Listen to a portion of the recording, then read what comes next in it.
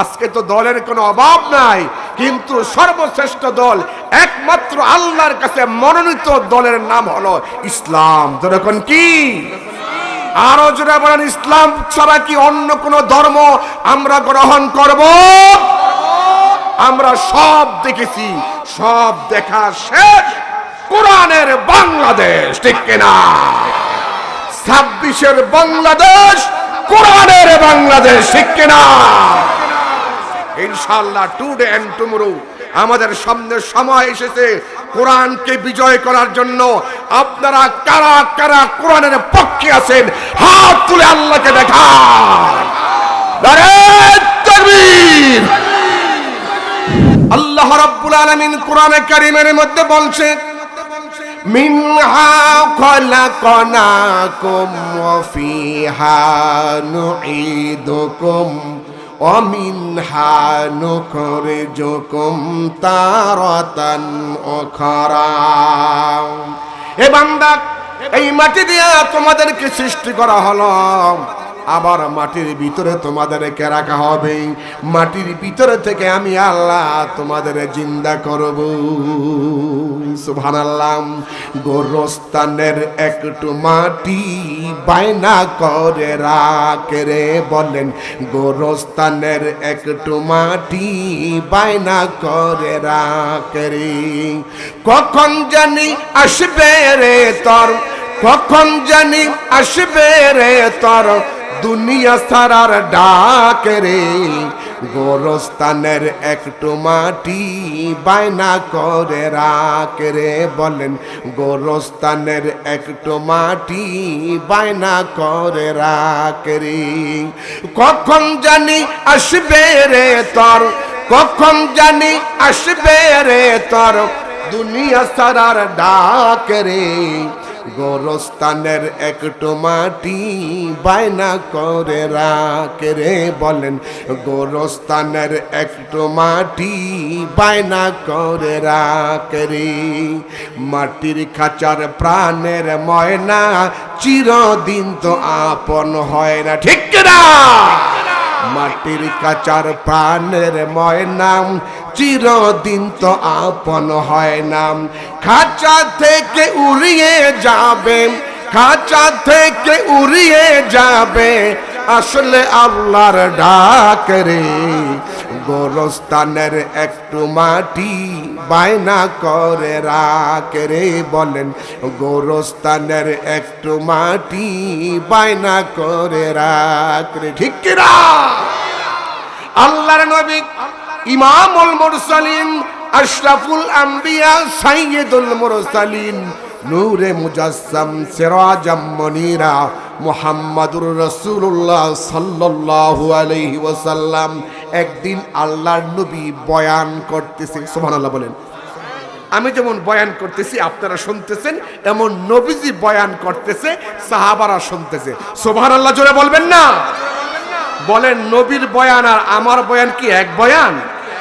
নবী হচ্ছেন রাহমাতাল লিল। আল্লাহ পাক নবী সম্পর্কে বলেন, ইন্নামা বুইস্তু মুআল্লিমান।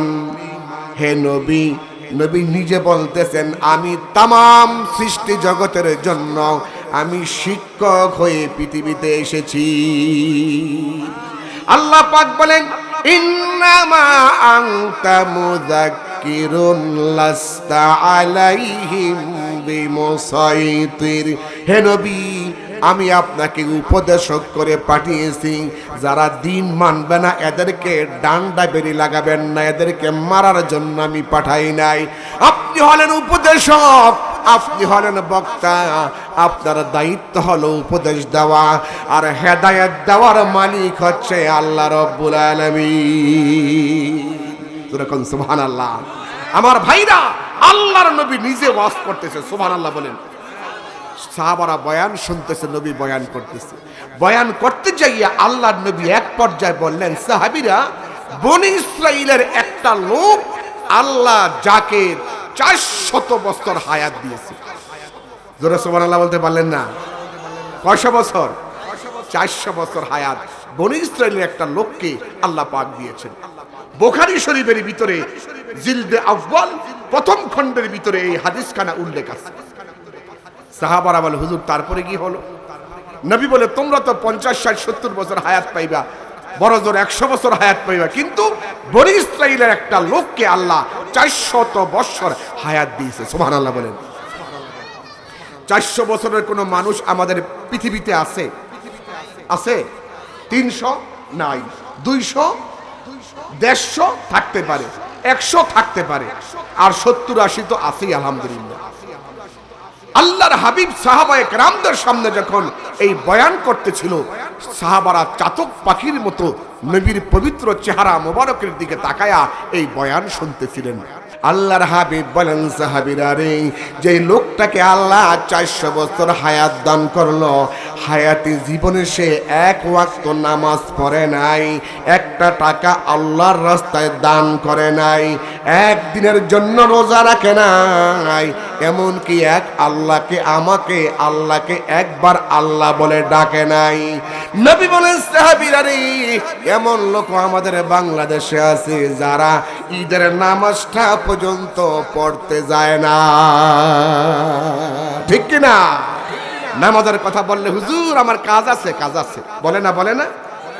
আরে মিয়া নামাজ পড়েন না কেন? হুজুর মাত্র 60 বছর বয়স, একটা ছেলে বিয়ে করাইছি, 2টা মেয়ে বিয়ে দিয়েছি, আরো 2টা ছেলে আছে, 2টা মেয়ে আছে, 2টা মেয়ে বিয়ে দিব, 2টা ছেলে বিয়ে করাবো, এরপরে নামাজ ধরবো।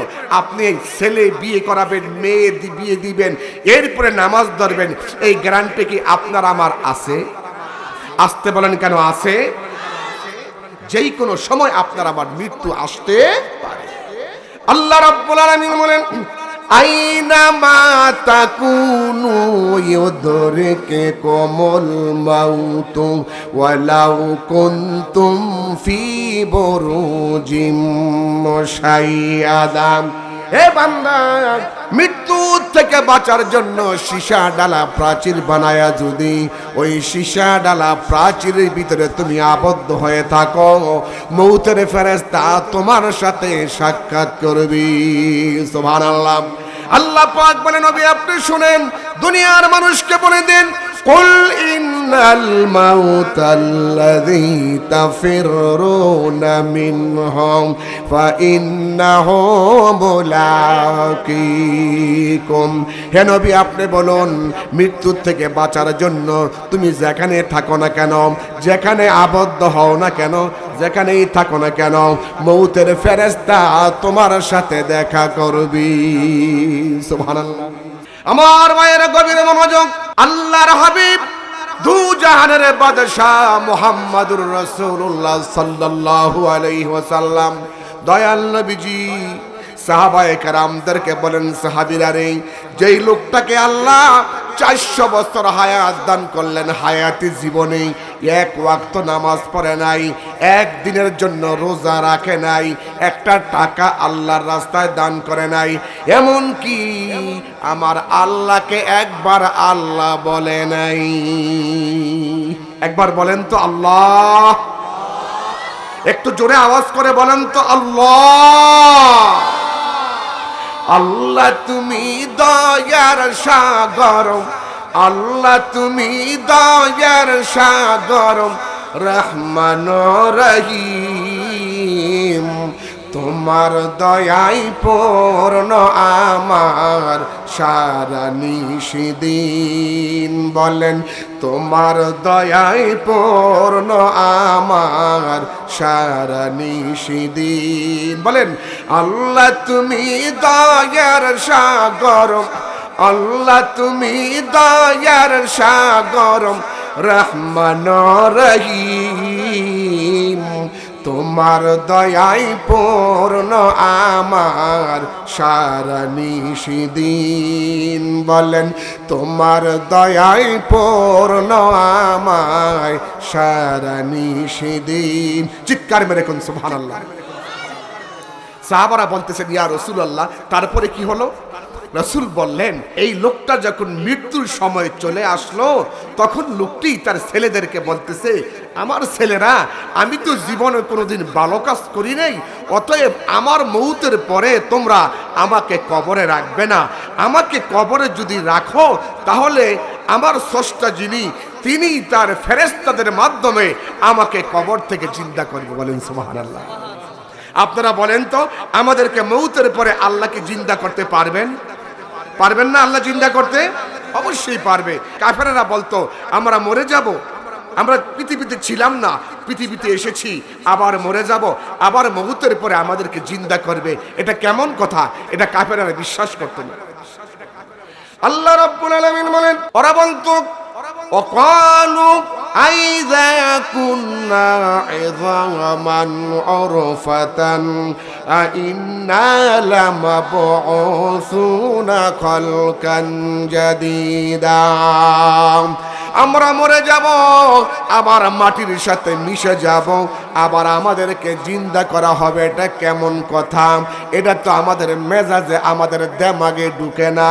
আল্লাহ পাক বলেন, নবী আপনি বলেন কুল কুনু হিজারাতান আও হাদিদা, তোমরা যদি মরে গিয়ে লোহা হয়ে যাও, পাথর হয়ে যাও, আল্লাহ রাব্বুল আলামিন তোমাদেরকে আবার জিন্দা করবে।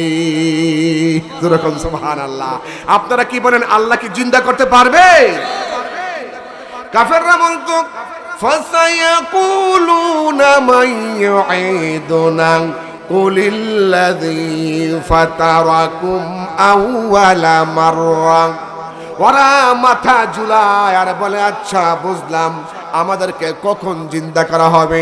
আল্লাহ পাক বলেন, নবী আপনি জবাব শোনায়া দেন, কুল আসা আইয়াকুনা করিবা। আল্লাহ পাক তোমাদেরকে অচিরেই তোমাদেরকে আবার জিন্দা করবে। যেরকম সুবহানাল্লাহ। কাফেরদেরকে বলতেছে, ও কাফেরেরা, তোমরা কিভাবে আমাকে অস্বীকার করো? কাইফা তাকফুরুনা বিল্লাহি ওয়া কুনতুম আমওয়াতান ফাআহইয়াকুম সুম্মা ইউমীতুকুম সুম্মা ইউহয়ীকুম সুম্মা ইলাইহি তুরজাউন। তোমরা কিভাবে আমাকে অস্বীকার করো? তোমরা নিষ্প্রাণ মাটি ছিলে, তোমরা মাটি ছাড়া কিছুই ছিলে না। আমি তোমাদেরকে জীবন দান করেছি, আবার তোমাদেরকে আমি মৃত্যু দান করব, আবার আমি তোমাদেরকে জীবন দান করব। সুম্মা ইলাইহি তুরজাউন, আবার তোমাদেরকে আমি আল্লাহর কাছে ফিরে আসতে হবে। যেরকম সুবহানাল্লাহ। এই যে মানুষকে যখন কবরে রাখেন না আপনারা, একটা দোয়া কিন্তু পড়তে হয় কিনা? একজন মানুষকে, মৃত্যু মানুষকে, মুসলমানকে যখন কবরে শোয়ায় দেওয়া হয়, তখন একটা দোয়া পড়তে হয়, বিসমিল্লাহি ওয়া আলা মিল্লাতি রাসূলিল্লাহ। পড়েন সবাই, বিসমিল্লাহি ওয়া আলা মিল্লাতি রাসূলিল্লাহ। আল্লাহর দলে, আল্লাহর নামে, রসুলের দলে লোকটাকে দেখে গেলাম। আমরা এটা বলি কি বলি না? কার নামে? যেরকম কার নামে? কার দলে? রসুলের দলে। আজকে তো দলের কোনো অভাব নাই, কিন্তু সর্বশ্রেষ্ঠ দল, একমাত্র আল্লাহর কাছে মনোনীত দলের নাম হলো ইসলাম। যেরকম কি? আরো জোরে বলেন, ইসলাম ছাড়া কি অন্য কোন ধর্ম আমরা গ্রহণ করব? আমরা সব দেখেছি, সব দেখা শেষ। কোরআনের বাংলাদেশ, ঠিক কিনা? 26-এর বাংলাদেশ, কোরআনের বাংলাদেশ, ঠিক কিনা? ইনশাআল্লাহ টুডে এন্ড টুমরো আমাদের সামনে সময় এসেছে কোরআনকে বিজয় করার জন্য। আপনারা কারা কারা কোরআনের পক্ষে আছেন, হাত তুলে আল্লাহকে দেখান।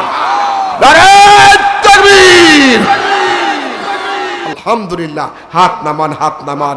ইনশাআল্লাহ আমাদের বাংলার জমিনে কোরআনের রাজ কায়েম হবেই হবে ইনশাআল্লাহ। কথা ঠিক কিনা? আল্লাহ কবুল করুক বলে আমিন। ভাইরা আমার, আল্লাহর দেওয়া আইন ছাড়া পৃথিবীতে কখনো শান্তি আসতে পারে? লা ইলাহা বাইজান বহু দূরে মদিনা, আমরা কেমনে যাব জানি না। বল বহু আমরা কেমনে যাব জানি না। দয়াল আল্লাহ দয়া করেন, দয়াল আল্লাহ নসিব কর মদিনা জোরেলা লা ইলাহা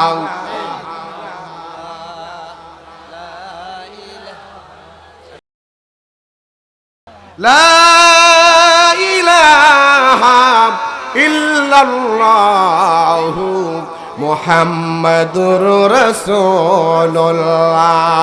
জোরে সোরে পড়েন লা ইলাহা ইল্লাল্লাহু মুহাম্মাদুর সাল্লাল্লাহু আলাইহি সাল্লাম। আমার বন্ধুরা গভীর মনোযোগ ভালো করে শোনেন। সাহাবায়ে কেরাম বলে হুজুর তারপরে কি হলো? আল্লাহর হাবিব বলেন সাহাবীরা রে, লোকটা যখন মৃত্যুর সময় চলে আসলো, সন্তানদেরকে লোকটা ডেকে ডেকে বললেন, আমার সন্তানেরা, আমার মৌতের পরে তোমরা আমাকে কবরে রাখবা না। আব্বা কোথায় রাখবো? রাখবো কোথায়? বলল আমাকে তোমরা আগুন দিয়ে জ্বালিয়ে দিবা। নাউজুবিল্লাহ পড়বেন না? আপনাদের এলাকায় হিন্দু আছে কি নাই? আছে না? হিন্দুরা মরে গেলে কি করে? আগুন দিয়ে জ্বালায় দেয়, এদেরকে কবরে রাখে না। আর আমরা মুসলমানরা মারা গেলে আমাদেরকে গরম পানি ঠান্ডা পানি মিশায়া, এরপরে বড়ি পাতা দিয়া পানি মিশায়া এত আরামের সাথে গোসল দেওয়া হয়, এরপরে মোহাব্বতের সাথে কাফন পরানো হয়, ঠিক কিনা? এরপরে আদর করে, এরপরে আল্লাহর নবীর তরিকা অনুযায়ী জানাজা করে কবরে রাখা হয়, ঠিক কিনা? দোয়া আছে না না? আর হিন্দুরা মরলে কি করে? আগুন দিয়ে জ্বালায় দেয়। এরপরে লাশের উপরে কি যে অত্যাচার করে দেখলে আপনার চোখে পানি রাখতে পারবেন না। জি, লাঠি দিয়া জাতা দিয়া ধরে, আমার এক ভাই বলতেছে। আর আমরা মুসলমান মারা গেলে আস্তে দড়ি মোহাব্বতের সাথে আবার নি ব্যথা পায়, আবার নি বেয়াদবি হয়ে যায়। সুবহানাল্লাহ, সুবহানাল্লাহ। আমি এখন আপনাদেরকে বলবো যে এই কবরে আমাদেরকে রাখা হয়, কবরের কথা কোরআনে আছে না নাই? আল্লাহ রাব্বুল আলামিন বলেন, আল্লাহকুমুত তাকাসুর হাত্তা যুরতুমুল মাকাবির কাল্লা সাওফা তা'লামুনা সুম্মা কাল্লা সাওফা তা'লামুন। জোরে বলেন সুবহানাল্লাহ। এখানে কবরের কথা আল্লাহ পাক উল্লেখ করেছেন। অন্যত্র আল্লাহ পাক বলেন, আফালা ইয়ালামু ইযা বু'থিরা মা ফিল কবর ওয়া হুসিলা মা ফিস সুদূর ইন্না রাব্বাহুম বিহিম ইয়াওমা ইযিল লাখাবীর। জোরে বলেন সুবহানাল্লাহ। এখানে কবরের কথা আল্লাহ উল্লেখ করেছেন, অর্থ বলার সময় আমার হাতে নাই। অন্যত্র আল্লাহ পাক বলেন, ইযাস সামাউ ফাতারাত ওয়া ইযাল কাওয়াকিবু তাসারাত ওয়া ইযাল বিহারু ফুজ্জিরাত ওয়া ইযাল কুবুর বু'থিরাত। এখানে কবরের কথা আছে। আল্লাহর কোরআনের ভিতরে বহু জায়গায় আমার আল্লাহ কবরের কথা উল্লেখ করেছে। কবর আছে, হাসর আছে, মিজান আছে, পুলসিরাত আছে, জান্নাত আছে, জাহান্নাম আছে। আছে কিনা বলেন? আমার বন্ধুরা, আমার ভাইয়ারা, লোকটি তার ছেলেদেরকে বলল, আমার ছেলেরা, আমাকে যখন আমার মরণ হয়ে যাবে তোমরা আমাকে কবরে রাখবা না, আগুন দিয়ে জ্বালায়া দিবা। সন্তানেরা বলে, আব্বা কেন জ্বালায়া দিব? লোকটি বলে, ও সন্তানেরা, যিনি আমাকে সৃষ্টি করেছেন, এত নিয়ামত আমাকে দান করলেন, অথচ ওই স্রষ্টার নিয়ামতের কোনো শুকর আদায় করতে পারলাম না। লা ইন শাকারতুম লা আযীদান্নাকুম ওয়া লা ইন কাফারতুম ইন্না আযাবি লাশাদীদ। ও বান্দা, যে নিয়ামত তোমাকে দান করলাম, আমার নিয়ামতের শুকর আদায় করো। আমার নিয়ামতের সঙ্গে নাফরমানি করিও না, কুফরি করিও না, করলে পরে আমার তোমার জন্য কঠিন আযাব আমি আল্লাহ রেখে দিয়েছি। লোকটি সন্তানদেরকে বলতেছে, আমার মৌতের পরে তোরা আমাকে আগুন দিয়া জ্বালায় দিবি, আমারে কবরে রাখবি না। সন্তানেরা বলে, আব্বা কেন রাখবো না? লোকটি বলে, আমাকে কবরে রাখলে পরে আমার স্রষ্টা যিনি, তিনি তার ফেরেশতার মাধ্যমে আমাকে জিন্দা করবেন, আর আমাকে জিন্দা করে তার সামনে হাজির করবেন। আর আমি কিভাবে করে আমার এই মুখটা তাকে দেখাবো, যিনি আমাকে এত নিয়ামত দান করলো, 400 বছর হায়াত দান করলো। বলেন সুবহানাল্লাহ। ছেলেরা বলল, আব্বা ঠিক আছে বুঝলাম, আগুন দিয়া জ্বালায় কি করব? সন্তানরা যখন এই প্রশ্ন বাবাকে করলো, লোকটি বলল, তোদেরকে আমি বলে যাই, আমাকে আগুন দিয়া জ্বালিয়ে দেওয়ার পরে আমার যে ছাই হবে, এই ছাইগুলাকে 3টা ভাগ করবা। কয় ভাগ? জোরে আওয়াজ করে বলেন, কয় ভাগ? আমার সন্তানেরা আমার এই দেহটাকে আগুন দিয়ে জ্বালিয়ে দেওয়ার পরে যেই ছাই হবে, ছাইগুলাকে 3টা ভাগ করবাম। 1 ভাগ ছাই বাতাসের মধ্যে উড়িয়ে দিবাম, আরেক ভাগ ছাই পানির মধ্যে ভাসিয়ে দিবাম, আরেক ভাগ ছাই মাটির মধ্যে মিশিয়ে দিবা, যাতে আমাকে ধরতে না পারি। দেখছেন, মানুষ তো অনেক বুদ্ধি। আপনারা কি বলেন, আল্লাহ কি ধরতে পারবেন? এত আস্তে বললে তো হবে না, জোরে বলতে হবে, আল্লাহ কি ধরতে পারবে? সুবহানাল্লাহ, সুবহানাল্লাহ। এই কথা বলে লোকটি যখন মরে গেল, মৃত্যু এমন একটি জিনিস, মৌতের হাত থেকে আমরা কেউ বাঁচতে পারবো না, বাঁচতে চাইলেও পারবো না। পারবেন? আমার মরণ আসিবে কখন কেউ তো জানে না, আমার মরণ আসিবে কখন, জোরে, আমার মরণ আসিবে কখন কেউ তো জানে না। আমি মরে গেলে আমায় তোমরা ভুইলা যাইও না, আমি মরে গেলে আমায় তোমরা ভুইলা যাইও না। আমার মরণ আসিবে কখন কেউ তো জানে না, আমার মরণ আসিবে কখন। এই দুনিয়ায় সারা জীবন থাকার জায়গা না, অন্ধকার কবর যে আমার আসল ঠিকানা। ঠিক কিনা? এই দুনিয়ায় সারা জীবন থাকার জায়গা না, অন্ধকার কবর যে আমার আসল ঠিকানা। আমি মরে গেলে আমায় তোমরা ভুইলা যাইও না, আমি মরে গেলে আমায় তোমরা ভুইলা যাইও না।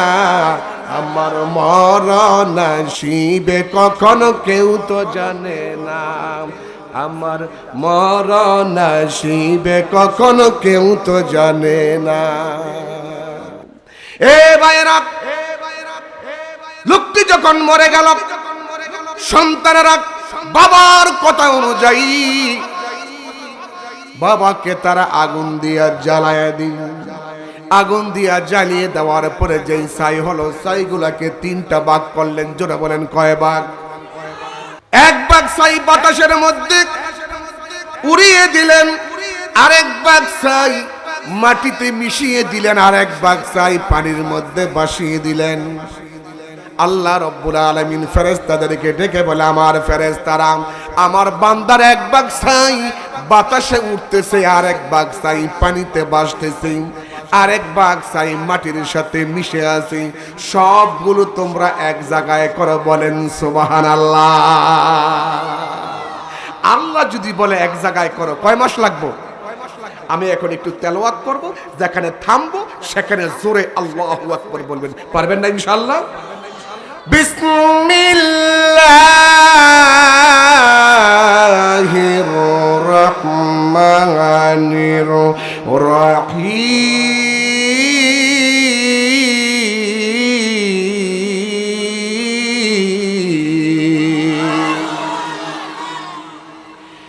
ইন্নামা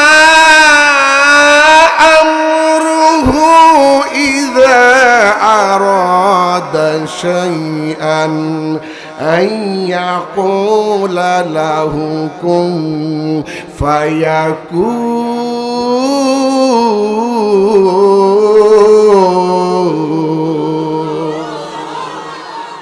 আমার আল্লাহ যদি বলো হও, হও বলতে দেরি আছে, হইতে দেরি নাই। আব আতশ খাকো বাদু বান্দায়া, আব আতশ খাকো বাদু বান্দায়া, বমানু তো মুর্দা বাহক জিন্দায়া, বমানু তো মুর্দা বাহক জিন্দায়া। আল্লাহু আকবার। আমার আল্লাহর শক্তির কোনো শেষ নাই, ক্ষমতার কোনো শেষ নাই। বাতাস আল্লাহর কথা শুনে, আগুন আল্লাহর কথা শুনে, পানি আল্লাহর কথা শুনে। আমার আল্লাহর ফেরেশতারা সবগুলো ছাই যখন এক জায়গায় করলেন, আমার আল্লাহ বলে বান্দা জিন্দা হয়ে যায়। যেরকম সুবহানাল্লাহ বলতে দেরি আছে, লোকটা জিন্দা হতে দেরি নাই। জোরে সুবহানাল্লাহ বলেন চিল্লায়া। আমার বৈরাম লোকটি যখন জিন্দা হয়ে গেল, জিন্দা হয়ে যাওয়ার পরে থরথর করে কাঁপতেছে। আল্লাহ বলে, কিরে বান্দা, এই কাজটা কেন তুই করলি? আমার ফেরেশতারা তোর ছাইগুলো এক জায়গায় করেছে, এই কাজটা কেন করলি? বান্দা তখন আল্লাহর কুদরতি চেহারা পানে তাকায়া থরথর করে কাঁপবে, আর দা দা করে চোখের পানি ছেড়ে দিবি। সুবহানাল্লাহ। বান্দা চোখের পানি ছেড়ে কাঁদবে আর বলবে, আল্লাহ আল্লাহ তোমার জাতে পাকের কসম করে বলি, আল্লাহ আমি শুধু তোমার ভয়েতে এই কাজ করেছি। আল্লাহ রাব্বুল আলামিন বলে, এ বান্দা তুই আমাকে কেমনে ভয় করলি? লোকটি বলে, আল্লাহ এত নিয়ামত তুমি আমাকে দিয়েছো, 400 বছর পর্যন্ত হায়াত তুমি আমাকে দিয়েছো আল্লাহ। এই হায়াতি জীবনে আমি একবার তোমাকে আল্লাহ বলে ডাকি নাই। এত নিয়ামত দিয়েছো, এক ওয়াক্ত নামাজ তোমার জন্য আমি আদায় করি নাই, একদিনের জন্য রোজা রাখি নাই, একটা টাকা তোমার রাস্তায় আমি দান করি নাই। আল্লাহ এত নেয়ামত দিলা, কিন্তু আমি তোমার নাফরমানি করলাম, আমি তোমার সাথে আল্লাহ অংশীদারি স্থাপন করলাম, আল্লাহ আমি কুফরি করলাম, নাফরমানি করলাম। কিন্তু গো আল্লাহ, আমার জীবনের শেষ সময় আমার মনের ভিতরে এই চিন্তা জাগ্রত হয়েছে যে আল্লাহ এত নেয়ামত আমাকে দান করলো, ওই আল্লাহর সামনে আমি কেমনে মুখটা দেখাবো? এই জন্য আমার সন্তানদেরকে বলেছিলাম, আমার সন্তানেরা, ও সন্তানেরা, আমার মৌতের পরে তোরা আমাকে কবরে রাখবি না, কবরে রাখলে ফেরেশতারা জিন্দা করে আল্লাহর সামনে হাজির করবে। আল্লাহ তোমার স্মৃতি থেকে আমি মুছে যেতে চেয়েছিলাম, কিন্তু দেখি আমার ছেলেরা আগুন দিয়া আমাকে জ্বালায়া দেওয়ার পরে ছাই হলো, ওই ছাইয়ের থেকে তুমি আমাকে জিন্দা করেছো। আল্লাহ তুমি তো ভালো করে জানো আমি তোমার বইতে এই কাজটা করেছি। আল্লাহ আমি বুঝতে পারি নাই, তুমি দয়া করে আমারে মাফ করে দাও। আল্লাহ রাব্বুল আলামিন ফেরেশতাদেরকে বলবে, আমার ফেরেশতারা আমার বান্দা কি বলেছে তোমরা কি শুনেছো? হ্যাঁ আল্লাহ শুনেছি, তোমার বান্দা বলতেছে সেই নাকি তোমার ভয়েতে এই কাজ করেছি। আল্লাহ পাক বলে, আমার ফেরেশতারা, আমার জাতে পাকের কসম করে বলি, ও আমার ফেরেশতারা, আমার বান্দা যেই কথাটা বলতেছে অত্যন্ত সত্য কথা বান্দা বলতেছে। আমার বান্দা জীবনের শেষ সময় আমার ভয়েতে এই কাজটা করেছে। আমার ফেরেশতারা, আমার বান্দা শুধু আমাকে ভয় করে এই কাজটা করেছে।